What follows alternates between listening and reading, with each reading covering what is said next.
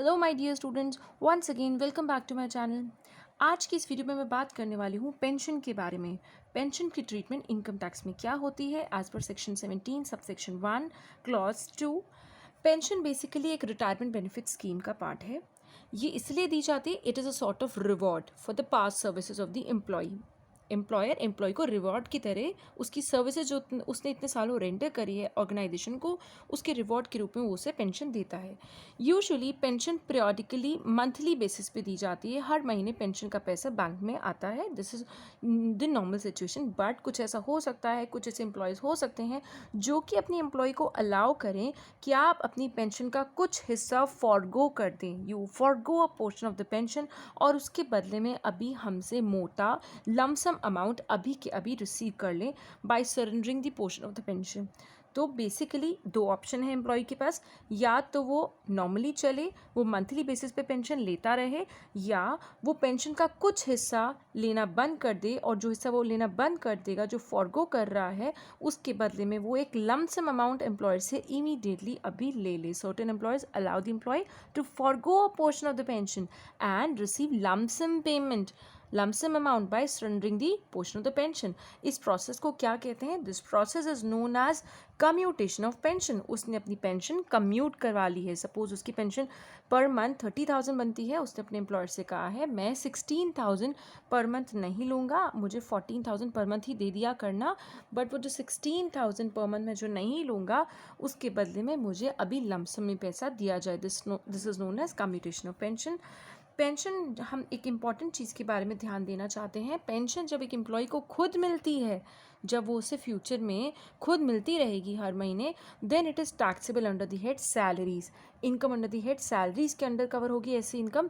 लेकिन अगर एम्प्लॉय की डेथ हो जाती है खुदा न खास्ता, उसके लीगल हेयर्स, लीगल रिप्रेजेंटेटिव्स को पेंशन मिलती है उस एम्प्लॉय की डेथ के बाद, तो बेसिकली देने वाला एम्प्लॉयर है और जिनको मिलनी है वो लीगल हेयर्स हैं, तो उनका आपस का रिश्ता एम्प्लॉयर एम्प्लॉय का रिश्ता नहीं है। सो बेसिकली ये इनकम जो लीगल हेयर्स के हाथ में आ रही है, it is taxable in the hands of legal hairs under which head?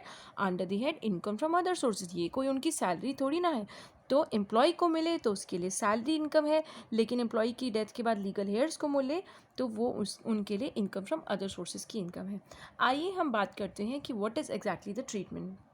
जैसा कि मैंने अभी आपको बताया कि एम्प्लॉय के पास ऑप्शन है कि वो पेंशन कम्यूट करा सकता है। अगर वो कम्यूट करा लेता है, जो अभी भी मैंने एग्जांपल दिया उसमें मैंने कहा एम्प्लॉय की पेंशन वैसे तो 30,000 थी, उसने कहा 16,000 मैं नहीं लूँगा, उसकी जगह तो मुझे दे दो लमसम में अमाउंट और 14,000 मैं लेता रहूँगा। वैसे अगर वो लमसम ना लेता तो उससे अनकम्यूटेड पेंशन उसकी 30,000 होती। लेकिन अगर वो स्प्लिट करवा रहा है, 14,000 ही लेगा लेकिन 16,000 के बदले में वो लमसम पेमेंट ले रहा है, सो 14,000 वाला जो पोर्शन है वो बच गया अनकम्यूटेड पेंशन, जो उसने इकट्ठी एक्यूमुलेट नहीं कराई, इकट्ठी नहीं करा के नहीं ली, वो उससे आगे आने वाले फ्यूचर में इंस्टॉलमेंट्स में ही मंथली बेसिस पे मिलती रहेगी। लेकिन हम बात करते हैं जब पेंशन जो उसने कम्यूट करा ली है, तो बेसिकली वो लमसम पेमेंट मानी जाएगी। सो अगर अनकम्यूटेड पेंशन की बात आती है, चाहे वो किसी भी तरह के एम्प्लॉयज़ को मिल रही है, it is fully taxable in the hands of all the categories of employees जो कम्यूट नहीं कराई है, जो आगे आने वाले सालों में मंथली बेसिस पर एम्प्लॉय के बैंक अकाउंट में आती रहेगी। It is taxable in the hands of all the category of employees. लेकिन अगर हम बात करते हैं कम्यूटेड या लमसम पेमेंट जो उसे इमीडिएटली अभी के अभी मिल गई है, जो पोर्शन उसने फॉरगो करने का प्लान करा है, उसके बदले में जो उसे मोटा पैसा भी मिल गया, उसकी क्या टैक्स ट्रीटमेंट रहेगी? अगर हम बात करते हैं government employees, employees of local authority या एम्प्लॉयज़ ऑफ स्टैट्यूटरी कॉरपोरेशन या जजेस of high court and supreme court, इनको मिलने वाला लमसम में पेंशन का पैसा जो होता है, that is fully exempt under section 1010A sub clause 1।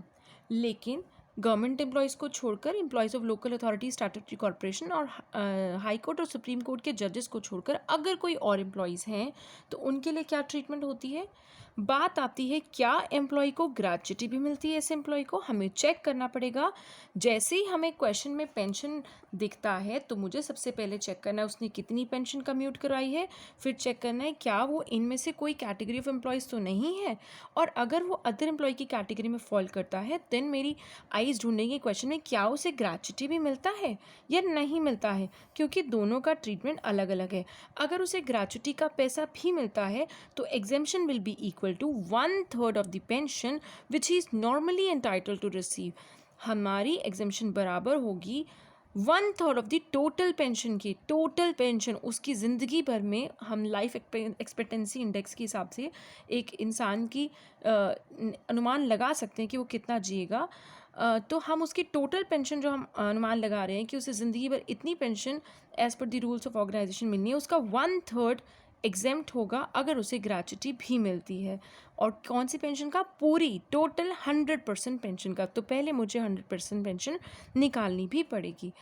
अगर उसे ग्रेच्युटी नहीं मिलती है उस केस में एग्जेम्पशन बराबर होगी half of the pension which is normally entitled to receive. जितनी उसे पेंशन एक्चुअल में मिलने वाली थी अगर वो कम्यूट ना कराता, जो उसको टोटल पेंशन ज़िंदगी पर मिलने वाली थी उसका आधा, उसका हाफ एग्जेम्प्ट होगा, आधे पर उसे टैक्स नहीं देना।